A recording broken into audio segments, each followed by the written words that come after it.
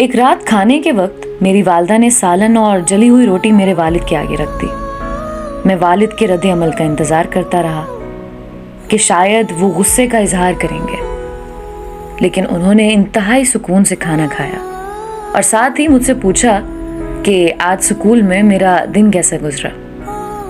مجھے یاد نہیں کہ میں نے کیا جواب دیا، لیکن اسی دوران میری والدہ نے روٹی جل جانے کی معذرت کی۔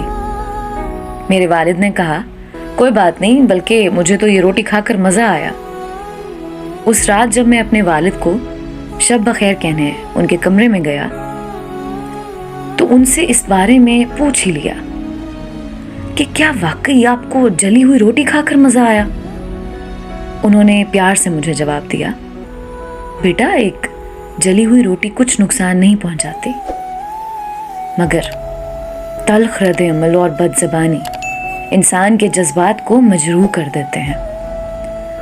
میرے بچے، یہ دنیا بے شمار ناپسندیدہ چیزوں اور لوگوں سے بھری پڑی ہے۔